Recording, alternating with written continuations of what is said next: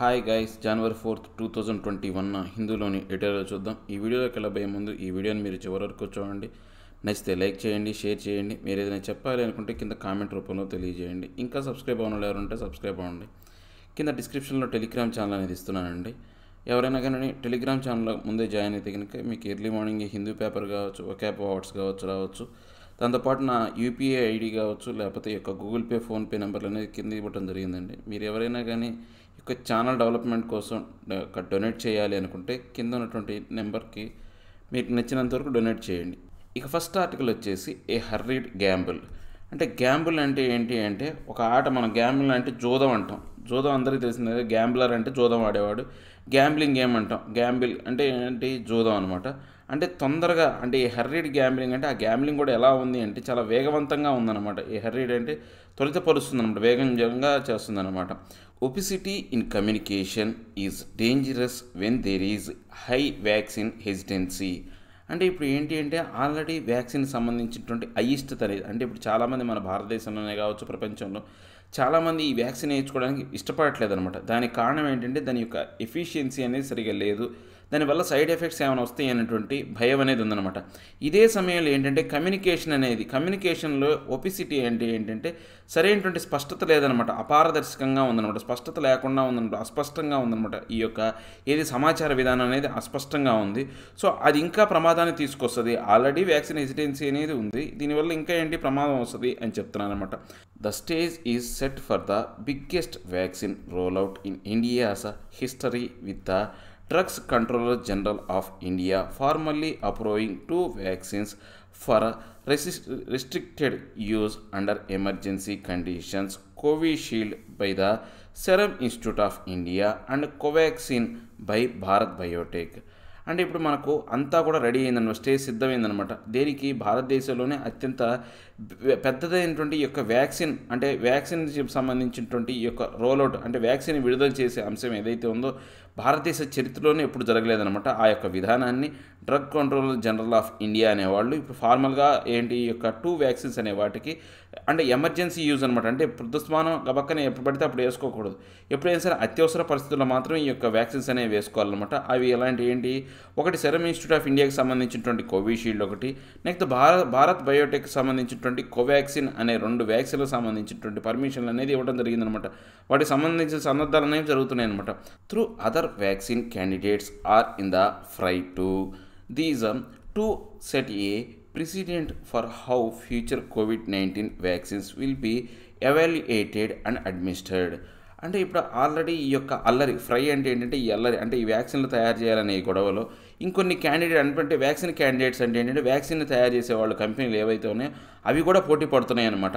So కానీ ఇప్పుడు ఈ 2 వ్యాక్సిన్స్ ఏవైతే ఉన్నాయో, ఈ 2 COVID-19 సంబంధించినటువంటి ఈ 2 వ్యాక్సిన్స్ ఏవైతే ఉన్నాయో రాబోయే కాలంలో రాబోయే కొత్త వ్యాక్సిన్ సంబంధించినటువంటి కంపెనీని ఎలా ఆమోదించాలి, ఎవాల్యుయేట్ చేయాలంటే వాటిని ఎలా లెక్కించాలా, పరిగణలోకి తీసుకోవాలా, దాంతోపాటు వాళ్ళ మీద ఎట్లాంటి విధానాలను అవలంబించాలనే దానికి సంబంధించినటువంటి ఈ 2 కూడా ఒక ఎక్స్పీరియన్స్ లాగా ఉంటుంది అనమాట.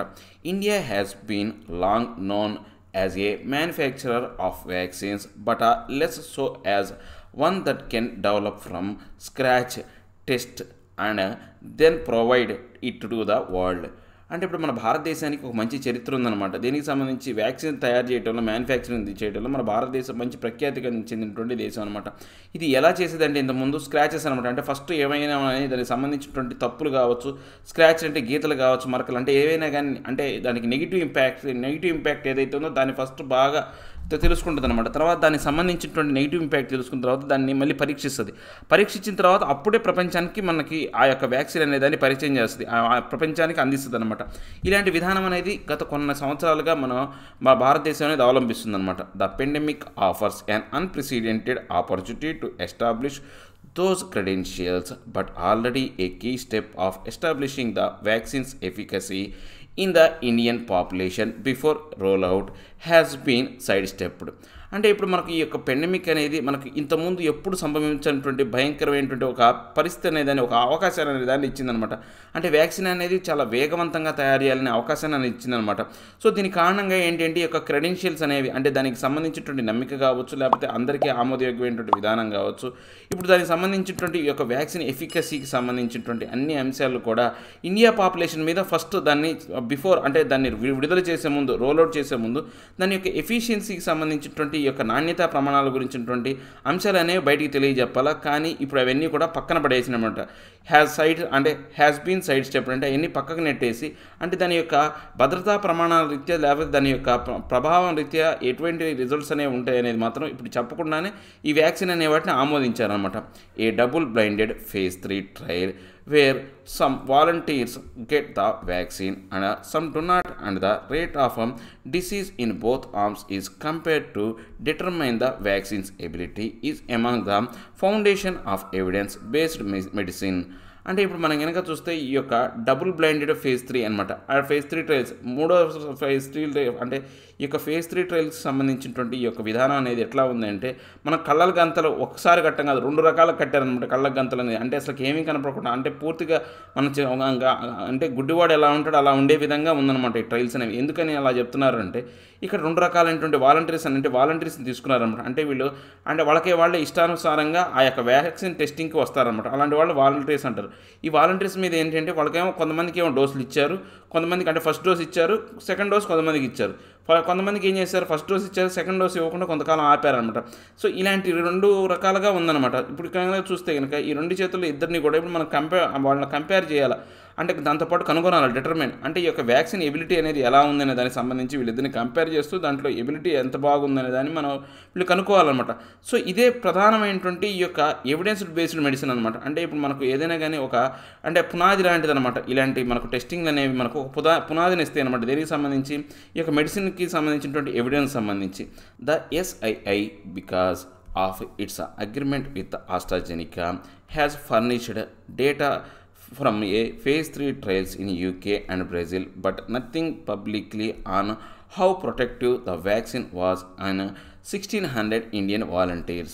అంటే ఇప్పుడు మనకు ఈ యొక్క సిరమ్ ఇన్స్టిట్యూట్ ఆఫ్ ఇండియా అనేది వాళ్ళు ఏంటంటే ఈ యొక్క ఆస్ట్రాజెనికా ఆక్స్ఫర్డ్ కంపెనీ అంటే ఇంగ్లాండ్ యూకి సంబంధించినటువంటి ఈ యొక్క యూకేకి సంబంధించినటువంటి ఆస్ట్రాజెనికా అనే కంపెనీతో టైఅప్ పెట్టుకొని ఈ యొక్క ఏవైతే ఉన్నాయో ఈ యొక్క వ్యాక్సిన్ అనేది తయారు చేశారనమాట. సో దాన్ని అలంకరించారు. ఆ వ్యాక్సిన్ అంటే ఫర్నిష్డ్ అంటే తయారు చేయడం, అలంకరించడం కిందకి వస్తుందన్నమాట. సో ఇప్పుడు ఈ phase 3 ట్రయల్స్ అనేవి ఈ యొక్క ఆస్ట్రాజెనికా వ్యాక్సిన్ అనేవి యూకేలో, బ్రెజిల్లో జరిగినాయి. కానీ మన భారతదేశానికి సంబంధించినటువంటి 1600 వాలంటీర్స్ మీద ఎంతవరకు అవి ప్రభావవంతంగా ఉంది, రక్షణాత్మకంగా ఉంది, ప్రొడక్టివ్గా ఉంది అనే దానికి సంబంధించినటువంటి సరైనటువంటి ఎనాలిసిస్ అనేది లేదనమాట. ఎందుకంటే మనకు ఆల్రెడీ మనం చెప్పామండి ఇంతకుముందు యొక్క వీడియోస్లోనే చెప్పాం. ఈ యొక్క ఎనాలిసిస్లోనే ఎప్పుడైనా సరే రేషియల్ డిఫరెన్సెస్ అనేవి ఉంటాయి అన్నమాట. ఒక జాతికి సంబంధించినటువంటి ఇమ్యూనిటీ సిస్టమ్ వేరు, ఇంకో జాతికి సంబంధించినటువంటి ఇమ్యూనిటీ సిస్టమ్ వేరు. అక్కడ ఉన్నటువంటి భౌగోళిక పరిస్థితులు, తర్వాత అక్కడ ఉన్నటువంటి వాతావరణం కారణంగా వాళ్ళ యొక్క ఇమ్యూనిటీ సిస్టమ్ ఒక రకంగా ఉంటుంది. మన భారతదేశంలో ఉన్నటువంటి భౌగోళిక పరిస్థితులు, వాతావరణం కారణంగా ఇంకో రకంగా ఉంటుంది. ఇంతకుముందు కూడా చెప్పాం. వైసిఎస్ అనే వాళ్ళకి ఎనస్థీషియా ఇచ్చేటప్పుడు డాక్టర్ ఖచ్చితంగా అడుగుతాడు ఎవరికైనా ఎనస్థీషియా ఇచ్చేటప్పుడు మీరు వైసియాసా అంటారు. వైసియాస్కి సపరేట్ అయినటువంటి ఎనస్థీషియా డోసేజ్ ఉంటుంది, పార్సులకి సపరేట్ ఎనస్థీషియా డోసేజ్ అనేది ఉంటుంది. అందరికీ ఒకే డోస్ ఇవ్వరనమాట. వాళ్ళ యొక్క పుట్టిన యొక్క మతాన్ని అనుగుణంగా కానీ డోసేజ్ కూడా మారిపోతుంటుంది అనమాట. సో మన భారతదేశానికి కూడా ఇప్పుడు యూకేలో, బ్రెజిల్లో ప్రభావవంతంగా ఉన్నంత మాత్రాన మన భారతదేశంలో ఆ వ్యాక్సిన్ అనేది ప్రభావవంతంగా ఉండాలని రూల్ లేదు. సో ఈ 1600 మంది వాలంటీర్స్ ఎవరైతే ఉన్నారో ఆ వాలంటీర్కి సంబంధించినటువంటి సరైనటువంటి యొక్క నిర్ధారించే యొక్క రిజల్ట్స్ అనేవి లేవన్నమాట. All of the leading vaccine candidates Pfizer, Moderna and AstraZeneca itself made public at least partial results of the vaccine's ability in their own population before these were given a go-ahead by the respective regulators.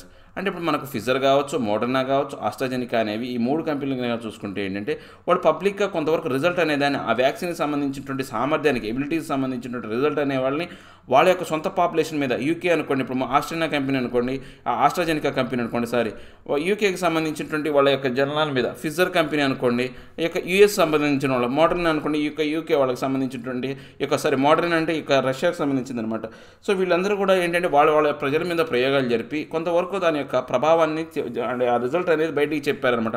So దాని కారణంగా అక్కడ ఎవరైతే regulators ఉంటారో వాళ్ళకి ఒక అవకాశం వచ్చిందనమాట. ఈ యొక్క రిజల్ట్కి సంబంధించి మీరు ఈ యొక్క మెడిసిన్ వాడచ్చు అనే దానికి సంబంధించినటువంటి ఈ యొక్క వ్యాక్సిన్ వాడచ్చు అనే ఒక పర్మిషన్ అనేది ఇవ్వడానికి ఒక అవకాశం అనేది దొరికిందనమాట. Bharat biotech which is conducting such a phase 3 trial in India is yet to furnish similar data because it has not been able to finish recruiting the required number of volunteers. అంటే ఇప్పుడు Bharat Biotech అనే సంస్థ ఏదైతే ఉందో మన భారతదేశంలో కూడా phase 3 trials అనేవి నిర్వర్తించాలని చూస్తుందన్నమాట. కానీ ఇప్పటి వరకు కూడా దానికి సంబంధించినటువంటి ఈ యొక్క ట్రయల్స్ చేయడానికి సంబంధించినటువంటి సరైనటువంటి ఈ యొక్క వాలంటీర్స్ అనే వాళ్ళని ఇంతవరకు దొరకలేదన్నమాట. ఆ కంపెనీ ఇప్పటి వరకు కూడా ఎవరు కూడా వాలంటరీగా వెళ్ళడానికి ఇష్టపడలేదన్నమాట. The Indian data furnished by the companies only attest to the vaccine safety and it's evoking some immune response. So ఇప్పుడు మనం కనుక భారతదేశానికి సంబంధించినటువంటి డేటా ఎలా అలంకరించబడింది, ఫర్నిష్ ఎలా తయారు చేయబడింది అంటే కంపెనీస్ అనేవి కొంతవరకు అటెస్ట్ అనమాట. మనం అటెస్ట్ అంటే ఇవన్నీ నిజమైనవి ధృవీకరించబడినాయి అని చెప్పేసి మన ఒక డిక్లరేషన్ సంతకం అనేది ఉంటుంది అనమాట. సో అలా కంపెనీ అనేవి అటెస్ట్ చేస్తున్నాయి తప్పితే ఆ యొక్క ఇమ్యూన్ రెస్పాన్స్ సంబంధించినటువంటి యొక్క దానికి సంబంధించి ఇది ఓకే అని చెప్తున్నాయి కానీ సరైనటువంటి నిర్ధారించే ప్రూఫ్స్ అనేవి మాత్రం లేవు అనమాట. However, this pandemic has revealed multiple instances of therapies and interventions from convalescent plasma therapy to a slew of antivirals that seemed to work well under idealized lab conditions but did not measurably protect in hospital conditions. అంటే ఇప్పుడు మనకు దీనికి సంబంధించి అంటే ఇప్పుడు వీళ్ళు ఏంటి ఒక అటెస్టేషన్ అనేది ఇస్తున్నారనమాట. ఏదేమైనప్పుడు కూడా ఇప్పుడు ఈ పెండమిక్కి సంబంధించినటువంటి కొన్ని అంశాలు మన ఎగ్జాంపుల్స్ ఏవైతే ఉన్నాయో థెరపీస్ కావచ్చు, ఈ యొక్క కలగజేసుకున్నటువంటి అంశాల్లో ముఖ్యంగా ఈ యొక్క కన్వల్సెంట్ ప్లాస్మా థెరపీ అనే ఒక థెరపీ అనేది మనం విన్నాం అనమాట. అంటే వ్యాధిగ్రస్తులైన ఆల్రెడీ మనం ప్లాస్మా అనేది ఒక 40% ఉంటే ఇవ్వచ్చు, ఒక 60% అంటే ప్లాస్మా కౌంట్ అనేది 40% ఉంటే ఇవ్వచ్చు, 40 ఉంటే ఇవ్వచ్చు అని చెప్పేసి మనం రీసెంట్ కూడా ఒక ఆర్టికల్ చెప్పుకున్నాం. సో దానికి సంబంధించి ఏంటంటే ఈ ప్లాస్మా అనేది వ్యాధి వచ్చిన తర్వాత ఆ వ్యాధి వచ్చిన తర్వాత బయటపడిన తర్వాత వాటి రక్త కణాల్లోంచి ఈ ప్లాస్మా డివైడ్ చేస్తారనమాట. అంటే యాంటీబాడీస్ అనే వాటిని డివైడ్ చేసి ఎవరైతే రోగి ఎవరైతే ఉన్నాడో వాళ్ళు ప్రవేశపెడతారనమాట. సో యాక్చువల్గా అలాంటి యొక్క టెస్టింగ్ అనేది ల్యాబ్ కండిషన్స్లో బాగా సక్సెస్ అయింది.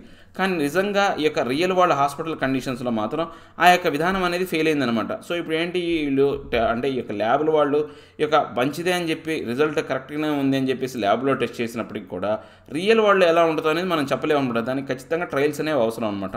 The concern from approving an untested vaccine is that it makes it nearly impossible to conduct a proper 3-phase trial.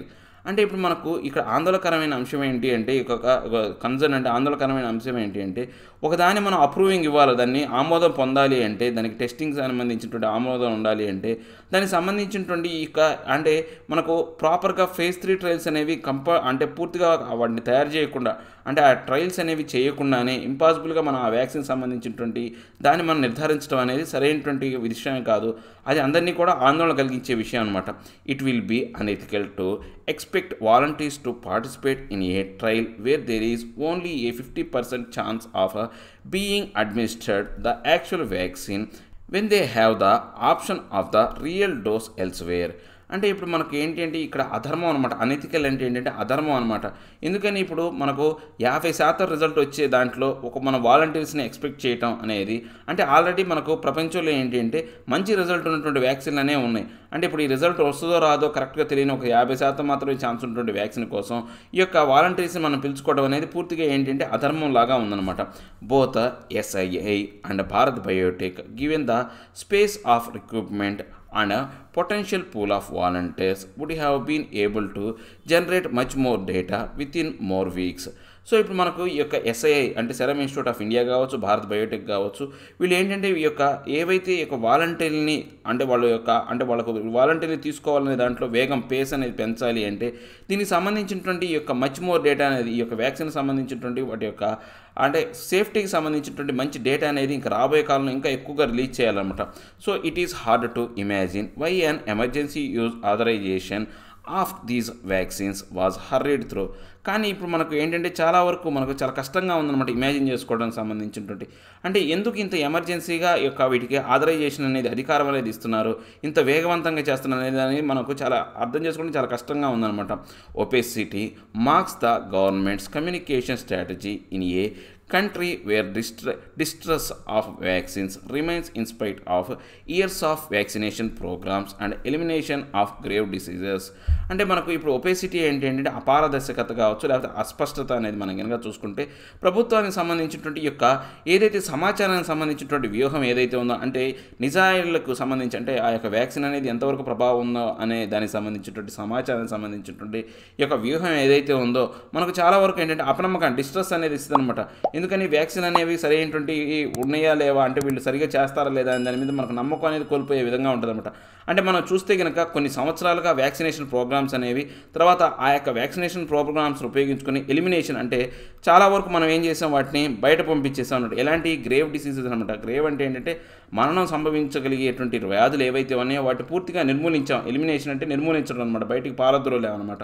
So అలాంటి యొక్క చరిత్ర ఉన్నప్పటికీ కూడా ఇలాంటి విధానం అనేది అపనమ్మకాన్ని క్రియేట్ చేస్తుంది అని చెప్తున్నాను అనమాట. The government neglects this at the country's peril. So ఇప్పుడు ఈ యొక్క ప్రభుత్వం ఏదైతే ఉందో ఈ యొక్క అంశాన్ని ఎలా అంటే పూర్తిగా నెగ్లెక్ట్ చేస్తుందన్నమాట. ఇది చివరికి ఎలా తయారవుతుందంటే మన భారతదేశానికి హాని కలిగించే విధంగా అనమాట. అంటే పెరిల్ అంటే ఏంటంటే ఒక ప్రమాదం కావచ్చు, హాని కలిగించే విధంగా తయారయ్యే అవకాశం ఉంది అని చెప్తున్నాను అనమాట. ఏం లేదండి, ప్రపంచంలోనే చాలా వ్యాక్సిన్లు అనేవి తయారవుతున్నాయి. ఆల్రెడీ ఆ వ్యాక్సిన్లకు సంబంధించినటువంటి సరైనటువంటి నిర్ధారణ అనేది ఉంది. మన భారతదేశంలో కూడా వ్యాక్సిన్లు తయారవుతున్నాయి, కానీ మన భారతదేశ పౌరుల మీద వాళ్ళు ఎటువంటి ట్రయల్స్ కావచ్చు, దానికి సంబంధించినటువంటి ఈ యొక్క వ్యాధికి సంబంధించినటువంటి యొక్క రోగం తగ్గుతుందని కావచ్చు, లేకపోతే ఆ వ్యాక్సిన్ ఈ యొక్క సామర్థ్యానికి సంబంధించినటువంటి పరీక్షలు అనేవి ఇంతవరకు ఫేజ్ 3 ట్రయల్స్ అనేవి జరగలేదన్నమాట. ప్రతి దేశంలో తయారయ్యే వ్యాక్సిన్ వాళ్ళ యొక్క సంతతి మీద, వాళ్ళ యొక్క జాతి వాళ్ళ మీద ఆ ట్రయల్స్ అనేవి జరుపుతున్నారు, కానీ ఇప్పుడు వీళ్ళు మాత్రం సరిగా జరపట్లేదు. సో దీనివల్ల ఇలా వ్యాక్సిన్ అనేది రిలీజ్ చేయడం అనేది ఇబ్బందికరమైనటువంటి పరిస్థితులు అనేవి తయారవుతుంది. దాంతోపాటు వీళ్ళు ఇంకేం చెప్పారంటే ఇంకొక మాట అన్నారు. అంటే ఇప్పుడు వీళ్ళు ఎందుకు ఇంత తొందరపడుతున్నారో, ఆల్రెడీ ప్రపంచంలో వ్యాక్సిన్స్ అనేవి ఉన్నాయి, ఆ వ్యాక్సిన్ మనం వాడుకోవచ్చు కదా, ఇప్పుడు వీళ్ళు ఎందుకు తొందరపడుతున్నారు, అనవసరంగా ప్రజల్ని ఇబ్బంది పెడుతున్నారు, వాలంటీర్స్ని దెబ్బతీస్తున్నారంటే ఇప్పుడు ఆల్రెడీ మనం మాట్లాడుకున్నాం ఏంటి వీళ్ళు మరి వీళ్ళు ఎట్లా రాస్తున్నారు ఆర్టికల్స్ అనేది నాకు అర్థం కావట్లేదు. ఇప్పుడు మనం ఎలా మాట్లాడుకుంటున్నాం, ఏ జాతి మీద ఆ జాతికి సంబంధించినటువంటి ట్రయల్స్ అనేవి జరగాలి. ఇప్పుడు ఆస్ట్రాజెనికా కంపెనీకి సంబంధించింది యూకేలో సక్సెస్ అయింది, బ్రెజిల్లో సక్సెస్ అయింది. అంత మాత్రాన మన ఇండియాలో సక్సెస్ అవ్వాలని రూల్ లేదు. సో అలాంటప్పుడు వాళ్ళు కూడా మళ్ళీ ఇక్కడికి వచ్చి ట్రయల్స్ చేయాలి, అప్పుడు కూడా వాళ్ళకు కూడా వాలంటీర్స్ కావాలి.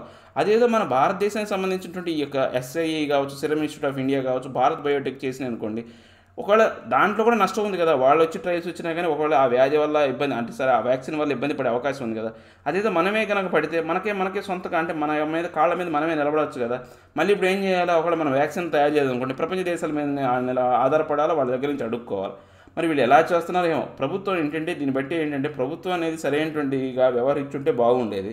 సో అంటే ప్రపంచంలోకి ఒక యాక్చువల్గా ఈ యొక్క కోవిడ్-19 అనేది మన భారతదేశంలోకి చాలా నిదానంగా వచ్చింది.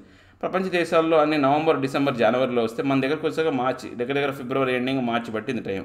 సో ఈ లోపల మనోళ్ళకి ఇంకా రియాక్ట్ అయ్యి దానికి సంబంధించినటువంటి ఇంకా ప్రయోగాలు చేస్తుంటే అందరికన్నా ముందు మనమే వ్యాక్సిన్ తయారు చేసి ఉండేవాళ్ళు. సో అప్పుడు ఏంటంటే డైవర్ట్ అయింది మన భారతదేశం అనేది, పూర్తిగా చైనా యుద్ధం మీద డైవర్ట్ అయింది అనమాట. అదంతా కూడా పొలిటికల్గా అంటే ఇక రాజకీయ పరంగా చైనా చేసిన కుట్ర అనమాట. మన భారతదేశాన్ని వ్యాక్సిన్ తయారు చేయకుండా చేసిన కుట్రలో భాగంగానే జరిగింది అది. సో ఇంకా అదంతా ఇప్పుడు పరిస్థితి ఏంటంటే, సో దీనికన్నా బెస్ట్ ఏంటంటే ఈ భారత్ బయోటెక్ కావచ్చు, ఈ యొక్క ఎస్ఐఐ అనేది కరెక్ట్గా సరిగా అయినటువంటి ఇప్పటికైనా కానీ సరిగా ఆ యొక్క వాలంటీర్స్ మీద ప్రయోగాలు జరిపి పూర్తిగా ఆ యొక్క వ్యాక్సిన్ యొక్క ఎఫిషియన్సీ కావచ్చు, ఎఫికసీ సామర్థ్యాన్ని అనేది నిరూపించాలన్నమాట. నెక్స్ట్ ఏ టార్టాయిస్ రికవరీ. ఇప్పుడు మనకు టార్టాయిస్ రికవరీ అంటే టార్టాయిస్ అనేది ఎలా నడుస్తుంది అంటే చాలా నిదానంగా నడుస్తుంది కదా. సో ఇప్పుడు మన యొక్క ఆర్థిక పరిస్థితి అనేది కూడా రికవరీ అనేది అవుతుందన్నమాట. పురోగమృద్ధి అనేది పునరుద్ధరించబడుతుంది, కానీ ఆ యొక్క పునరుద్ధరణ అనేది ఎలా ఉందంటే చాలా మందగమనంగా చాలా నిదానంగా ఉందన్నమాట. అంటే నత్తనడక అంటాం చూసారా, నత్తనడక టార్టాయిస్ అంటే మన తెలుగులో నత్తనడక అంటాం, ఇంగ్లీష్లో టార్టాయిస్ రికవరీ అంటాం. టార్టాయిస్ అనేది స్లోగా నడుస్తుంది అని చెప్పేసి చెప్తారనమాట. Record GST inflows in December augur well, but the economy is still in a flux. అంటే ఇప్పుడు మనకు ఈ యొక్క జిఎస్టీ ఇన్ఫ్లోస్ అనే మనం మొన్న సాటర్డే టోటల్ న్యూస్ అనాలిసిస్లో ఒక అంశం చెప్పాం. ఏంటంటే జిఎస్టీకి సంబంధించి డిసెంబర్కి సంబంధించినటువంటి ఏవైతే ఉన్నాయో ఆ లెక్కలు అనేవి బాగా వచ్చినాయి. ఇంతకుముందు 2017లో ఎప్పుడైతే జూలైలో జీఎస్టీ అనేది స్టార్ట్ చేశారో అప్పటి నుంచి చూసుకుంటే ఇప్పుడు హైయెస్ట్ అనమాట. 12% అనేది ఎక్కువగా అంటే లాస్ట్ ఇయర్తో పోల్చుకుంటే లాస్ట్ ఇయర్ 9% వస్తే ఈ సంవత్సరం 12% జీఎస్టీ కలెక్షన్స్ వచ్చినాయని చెప్పేసి మనం చెప్పాం. ఆ ఆర్టికల్కి సంబంధించింది. సో దానికి సంబంధించినటువంటి ఆర్టికల్ అనమాట. సో మనకి ఎప్పుడు కూడా ఈ ఆర్టికల్స్ అనేవి ముందు రోజు సంబంధించిన ఆర్టికల్సే మోస్ట్లీ ఉంటాయి అనమాట. సో మనకేంటి డిసెంబర్లో ఈ యొక్క జీఎస్టీ ఇన్ఫ్లోస్ అనేవి బాగా వచ్చినప్పటికీ కూడా మన ఆర్థిక పరిస్థితి అనేది ఇప్పటికీ కూడా ఏంటంటే ఒక ఫ్లెక్స్ అనమాట. అటు ఇటు ఊగిసలాట అంటాం అనమాట. అంటే స్ట్రాంగ్గా రెజిడ్గా లేదు, ఫ్లెక్సిబుల్గా ఊగిపోతూ ఉందన్నమాట. For a physically strapped government scrambling to arrest the economy's recessionary decline, the GST collections in the last month of 2020 of over 1.15 lakh crore come as welcome tiding.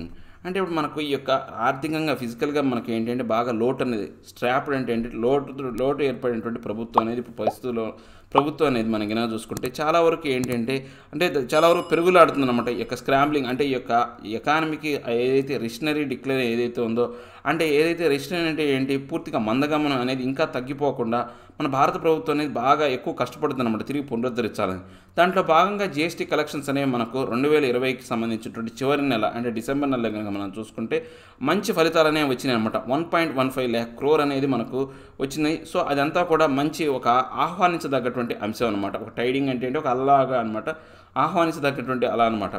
With revenue receipts yet just 40% of the budget target in the first 8 months of 2020-21, the government would hope that December's indirect tax inflow, the highest since the indirect tax regime launched in July 2017, shall sustain over the last quarter of the year.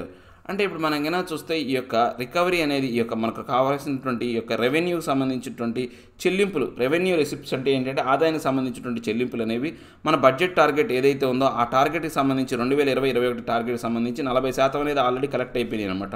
So government అనేది ఇప్పుడు ఈ డిసెంబర్లో ఏంటంటే indirect tax అనేది ఒకసారిగా పెరగడం వల్ల ఒక ఆశాజనకంగా ఉందన్నమాట, హోప్ అనేది ఏర్పడింది అనమాట. సో ఎందుకని ఈ యొక్క ఇండైరెక్ట్ ట్యాక్స్ రిజైమ్ అంటే ఈ యొక్క పరిపాలనా కాలం, రిజైమ్ అంటే పరిపాలనా కాలం, ఈ ఇండైరెక్ట్ ట్యాక్స్ అనేది ప్రవేశపెట్టింది ఎప్పుడు జూలై 2017లో ప్రవేశపెట్టారు. ఆ యొక్క పరిపాలనా కాలం మొత్తంలో కూడా ఈ యొక్క డిసెంబర్లోనే ఎక్కువగా మనకు ఆదాయం అనేది వచ్చిందనమాట.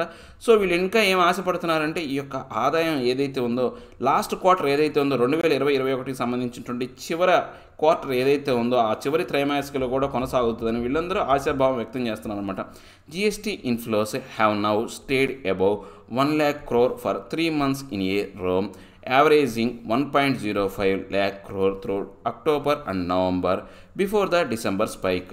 అంటే ఇప్పుడు మనకు జీఎస్టీ ఇన్ఫ్లో అనేది మనం కనుక చూసుకుంటే గడిచిన 3 నెలల్లో చూసుకుంటే 1 లక్ష కోట్ల కన్నా ఎక్కువగా 3 మంత్స్లో మనకు ఎక్కువగా ఆదాయం అనేది ఉందన్నమాట.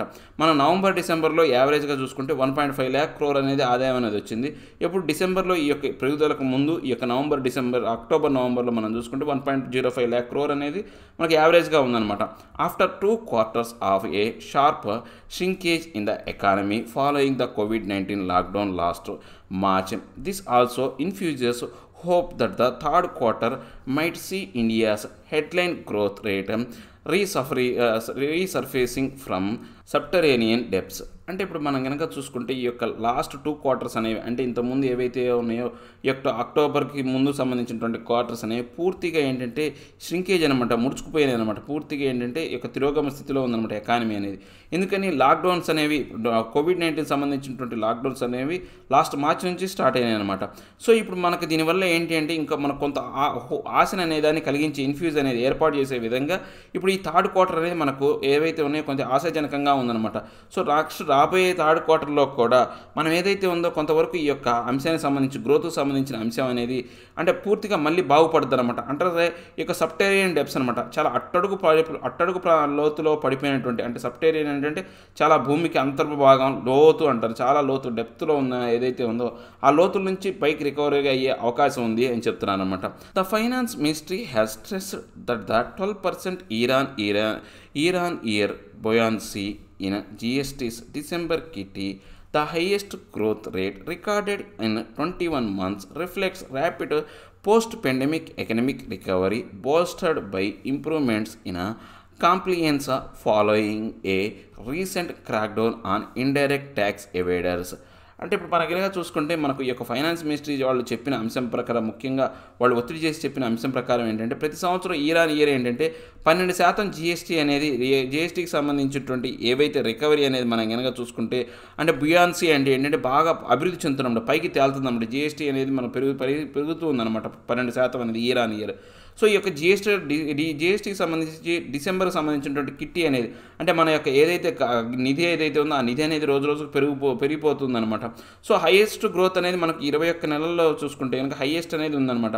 ఎందుకని మనం ఎప్పుడు ఈ యొక్క హైయెస్ట్ అనేది ఉంది, ఈ యొక్క పోస్ట్ అనమాట, అంటే పెండమిక్ అనేది వచ్చిన తర్వాత ఈ యొక్క హైయెస్ట్ అనేది రికవరీ రావడానికి కారణం ఏంటంటే కొంతవరకు ఏదైతే ఇంప్రూవ్మెంట్స్ అనేవి సహాయం చేసింది అనమాట. ఏంటి ఆ ఇంప్రూవ్మెంట్స్ అంటే కొంతమంది ఇండైరెక్ట్ ట్యాక్స్ అవాయిడర్స్ అనమాట, అంటే కట్టకుండా తప్పించుకుంటారు చూసారా, మేము కట్టము ఇండైరెక్ట్ ట్యాక్స్ అనే వాళ్ళు ఎవరైతే ఉన్నారో వాళ్ళందరూ కూడా సమ్మతిచ్చారనమాట. ఇండైరెక్ట్ ట్యాక్స్ అనేది కట్టడానికి వాళ్ళు ఇష్టపడ్డారనమాట. వాళ్ళు ఎప్పుడైతే కట్టడానికి ఇష్టపడ్డారో అప్పుడు ఈ యొక్క రికవరీ అనేది బాగా ఎక్కువగా వచ్చిందనమాట. It is important to discuss how much of an impact sticker oversight and better compliance had on these revenues so as to distill what came from normal economic activity in November, which is what December revenues largely account for. So ఇప్పుడు మనకు ఈ యొక్క అంశానికి సంబంధించినటువంటి మనం ముఖ్యంగా గుర్తించదగ్గటువంటి అంశం ఏంటంటే మన యొక్క ఇంపాక్ట్ అనేది అంటే ఓవర్సైట్ అని ఈ యొక్క దానికి సంబంధించినటువంటి ఈ స్టిక్కర్ ఈ ఇంపాక్ట్ అనేది ఎంతకాలం ఉంటుందో అనేది పర్యవేక్షించాలి దీనికి సంబంధించి. సో దీనికి సంబంధించి ఇంకా సమ్మతి అనేది కోరే విధంగా ఈ రెవెన్యూ సంబంధించినటువంటి కోరే విధంగా దీంట్లో ఇంకా కొన్ని ముఖ్యమైనటువంటి అంశాలు డిస్టిల్ అంటే ఏంటంటే ప్రధానమైనటువంటి అంశాలు ఏవైతే ఉన్నాయో వాటిని అట్రాక్ట్ చేయాలి. డిస్టిల్ అంటే ఏంటంటే ముఖ్యమైనటువంటి వాటిని తీసుకోవాలన్నమాట. దాన్ని తీసుకొని ఈ యొక్క నార్మల్ ఎకనామిక్ యాక్టివిటీ అనేది నవంబర్లో జరిగింది కాబట్టి సో అలాంటి సంబంధించినటువంటి ఈ యొక్క లార్జర్ రెవెన్యూస్ అనేవి డిసెంబర్లో కూడా ఆ యొక్క అకౌంట్ అనేది అంటే నవంబర్లో రికవరీ అనేది జరిగింది కాబట్టి దానికి సంబంధించిన ఫలితాలు అనేవి మనకు డిసెంబర్లో కనపడుతున్నట్టు ఉంటాయి అన్నమాట. More over November included the fag end of India's festive season, so the numbers may moderate in the months to come, even though growth rates may stay high due to a low base effect as it gets close to a year after year the lockdown. అంటే ఇప్పుడు మనం కనుక చూస్తే November అనేది చాలా వరకు ఏంటంటే ఈ యొక్క పండగ సీజన్తో ముగిసిందనమాట. మనకి ఎండింగ్ అనేది మనం చూస్తే కనుక పండగ సీజన్తో ముగిసిపోయిందనమాట. సో ఇందువల్ల ఏమవుతుందంటే ఈ యొక్క మంత్లో మనం ఎప్పుడైనా సరే నవంబర్ నెలలో చూసుకుంటే కొంతవరకు ఏంటంటే మోడరేట్గా ఉంటుంది అనమాట. అంత ఎక్కువ ప్రభావం అనేది లేకుండా ఒక మాదిరిగా ఉంటుందన్నమాట. అంటే ఇప్పుడు మనం కనుక చూసుకుంటే గ్రోత్ రేట్ అనేది ప్రతి సంవత్సరం కూడా లాక్డౌన్లు అనేవి పెట్టి ప్రతి సంవత్సరం కూడా దెబ్బతీసినప్పటికీ కూడా ఈ నవంబర్ నెలలో మాత్రం మనకు కొంచెం ఆశాజనకంగా ఉంటుంది. ఎందుకని ఫెస్టివల్ సీజన్ కాబట్టి. But new GST rules effective January 1st are expected to tighten GST compliance further so that part of the revenue booster should persist. అంటే ఇప్పుడు మనకు కొత్తగా ఏర్పాటు చేసినటువంటి GST న్యూ రూల్స్ ఏవైతే ఉన్నాయో అవన్నీ కూడా జనవరి 1వ తారీఖు నుంచి అధికారికంగా అవి ఎఫెక్టివ్గా ఉంటాయన్నమాట, అంటే ఆమోదంలోకి వస్తాయి అనమాట. సో దీనికి సంబంధించి యొక్క GSTకి సంబంధించినటువంటి సమ్మతి అనేది ఇంకా పెరిగే అవకాశం ఉందన్నమాట. సో దీంతో పాటు ఇక ఏదైతే ఒక బూస్టర్ అనమాట, ఇది ఒక సహాయంగా తయారవుతుంది. ఈ రెవెన్యూ సంబంధించినటువంటి సహాయం అనేది ఇంకొంత కొనసాగడానికి ఇది ఒక సహాయకారిగా ఉంటుంది అనమాట. Second, the GST on imports grow a robust 27% in November, even though all over merchandise imports contrasted 13.33%. అంటే మనకు సెకండ్ అంశం మనం చెప్పాలి అంటే GSTకి సంబంధించినటువంటి ఈ యొక్క ఇంపోర్ట్స్ అనేవి మనకు నవంబర్ నెలలో అనేవి చాలా వరకు దృఢంగా రోబస్ట్ 27% అనేది పెరిగిందనమాట. సో దీని కారణంగా ఇంపోర్ట్స్ పెరగడం వల్ల ఈ యొక్క మర్చెండైజ్ ఏవైతే ఉందో ఈ వ్యాపారానికి సంబంధించినటువంటి ఏవైతే ఒక కాంట్రాస్ట్ అయింది ఇంపోర్ట్కి సంబంధించి కాంట్రాస్ట్ ఏదైతే ఉందో అది కొంతవరకు పెరిగి 13.33% అనేది కొంత పెరిగే అవకాశం పెరగనిందనమాట ఈ యొక్క ఇంపోర్ట్స్ అనేవి పెరగడం వల్ల. With December recording A 7.6% surge in imports, growing for the first time since February 2020. GST on imports should rise further in the coming months. అంటే మనకు డిసెంబర్ నెలలో కూడా ఈ యొక్క ఇంపోర్ట్స్ అనేవి ఒకసారి ఉప్పొంగినాయి. సర్జ్ అంటే ఉప్పొంగటం అన్నమాట. ఎంత పర్సెంట్? 7.6% అనేది పెరగడం వల్ల ఇప్పుడు మనకు ఫిబ్రవరి 2020 తర్వాత మనకు మంచి ఇంతగా యొక్క రికవరీ అనేది అంటే ఈ యొక్క ఇంపోర్ట్ సంబంధించినటువంటి ఈ యొక్క పెరుగుదల అనేది పెరగడం వల్ల GST ఇంపోర్ట్ సంబంధించినటువంటి ఏవైతే ఉన్నాయో బాగా అభివృద్ధి అనేది జరిగింది. ఇంకా రాబోయే కాలంలో కూడా ఇలానే ఉండబోద్ది అనమాట. Similarly call sales surged for the 5th month in a row in December, which should not only boost the GST recipients in January but also bring in a precious compensation cess. అంటే ఇప్పుడు మనకు కార్లకు సంబంధించినటువంటి sales అనేవి మనకు 5th మంత్లో surge అనేది ఒకసారి పెరుగుదల అనేది వచ్చిందనమాట. అంటే ఒక రోజులోగా పెరుగుతున్నాయి. గత 5 నెలలుగా మనం చూస్తే ఆ యొక్క కార్ల అమ్మకాల సంఖ్య అనేది పెరిగింది. డిసెంబర్లో కూడా అలానే పెరిగిందనమాట. సో దీని కారణంగా ఏంటంటే జీఎస్టీకి సంబంధించినటువంటి చెల్లింపులు రిసిపియెంట్స్ అంటే చెల్లింపులు అనేవి బాగా పెరిగినాయి అనమాట. సో జనవరి నెలలో కూడా పెరిగే అవకాశం ఉందన్నమాట. దీంతో పాటు ఓన్లీ జీఎస్టీకి సంబంధించిందే కాకుండా మనకు ఈ యొక్క కార్ల అమ్మకాల వల్ల కాంపన్సేషన్ సెస్ కూడా వస్తుందన్నమాట. Whatever trajectory revenues are take from here pain points persist and some కీమ్ neglecting issues seem to be aggravating further. అంటే ఇప్పుడు ఏవైతేనేమి ఈ యొక్క ట్రాజెక్టరీ అనేది మనకి ఈ యొక్క సూచిక ఏదైతే ఉందో ట్రాజెక్టరీ అంటే సూచి ఏదైతే ఉందో ఈ రెవెన్యూకి సంబంధించిన సూచి అనేది బాగా పెరుగుతున్నప్పటికీ కొన్ని మనల్ని బాధ కలిగించే అంశాలు పెయిన్ పాయింట్స్ అనేవి అంటే బాధ కలిగించే అంశాలు అనేవి కొనసాగుతున్నాయి అన్నమాట. ముఖ్యంగా ఈ యొక్క సమ్కి ఏవైతే ఉన్నాయో ఇష్యూస్ అనమాట అంటే బాగా మనల్ని ఇబ్బంది కలిగించే ఇష్యూస్ ఏవైతే ఉన్నాయో అవి రోజు రోజుకి పెరుగుతూనే ఉన్నాయి అనమాట. అగ్రవేటింగ్ ఫర్దర్ రోజు రోజుకి పెరుగుతున్నాయి అనమాట. Core sectors recorded 8 another contraction in November with cement and steel slipping back after a minor uptick. అంటే ఇప్పుడు మనం ఏమైనా చూస్తే ఈ యొక్క కోర్ సెక్టార్స్ ఏవైతే ఉన్నాయో మనం చెప్పాం 8 కోర్ సెక్టార్లు ఏవైతే ఉన్నాయో 8 కోర్ సెక్టార్లు అనేవి కూడా పూర్తిగా ఏంటి మళ్ళీ వాటి యొక్క కాంట్రాక్షన్ అనేది జరిగింది. మళ్ళీ వాటి తిరోగమనం అనేది కుసించుకుపోయినాయని చెప్పాం. నవంబర్ నెలలో తగ్గిపోయినాయని చెప్పాం. ముఖ్యంగా స్టీల్ కావచ్చు తర్వాత సిమెంట్ రంగం అనేది కొంతవరకు పెరిగినట్టు అనిపించినప్పటికీ కూడా మైనర్ అప్స్టిక్ ఉన్నప్పటికీ కూడా మళ్ళీ అవి కాంట్రాక్షన్లోకి వెళ్ళిపోయినాయి అనమాట. No investment in the October to December 2020 quarter declined a whopping 88% from a year ago as per the Center for Monitoring Indian Economy. అంటే ఇప్పుడు మనం కనుక చూస్తే ఈ యొక్క డిసెంబర్ నెలలో పెట్టుబడులు ఏవైతే ఉన్నాయి క్వార్టర్కి సంబంధించి చాలా వరకు తగ్గిపోయాయి అనమాట. ఎంత అంటే భారీగా తగ్గిపోయింది. 88% అనేది వూపింగ్ అంటే ఏంటంటే భారీగా అనమాట. 88% అనేది మనకు తగ్గిపోయింది సంవత్సరం తర్వాత ఏదైతే లాస్ట్ ఇయర్తో పోల్చుకుంటే. ఈ లెక్కలన్నీ ఎవరు చెప్పారు? సెంట్రల్ మానిటరింగ్ ఇండియన్ ఎకానమీ అనేవాళ్ళు CMIA అనే ఆర్గనైజేషన్ చెప్పిందనమాట. Employment levels declined significantly in October, followed by almost 35 lakh job losses in November and continued to deteriorate through December.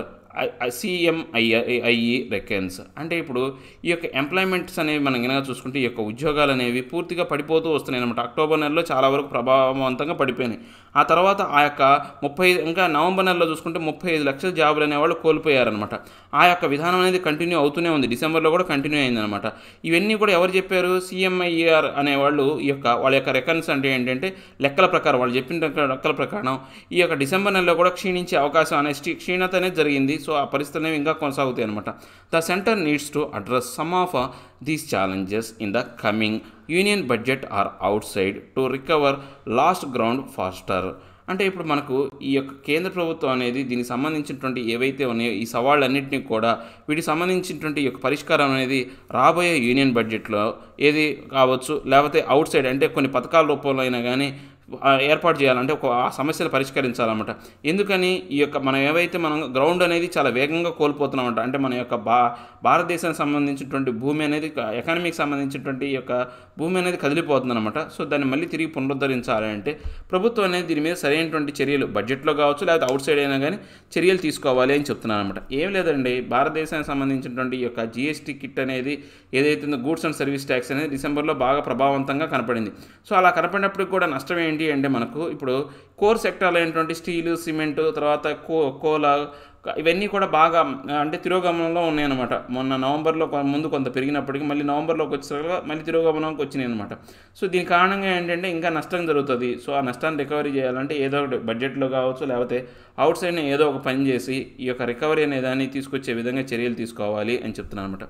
So ఇవండి నా హిందూ ఆర్టికల్ ఎక్స్ప్లెనేషన్. ఆ ఎక్స్ప్లెనేషన్ మీకు నచ్చే ఉంటే లైక్ చేయండి, షేర్ చేయండి. మీరు ఏదైనా చెప్పాలి అనుకుంటే కింద కామెంట్ రూపంలో తెలియజేయండి. ఇంకా సబ్స్క్రైబ్ అవ్వడం ఎవరైనా ఉంటే సబ్స్క్రైబ్ అవ్వండి. ఎవరైనా కానీ రియల్గా ఈ యొక్క సెషన్ అనేది మీకు రీసోర్స్ఫుల్గా నచ్చితే డొనేట్ చేయడం మాత్రం మర్చిపోకండి. Thank you very much.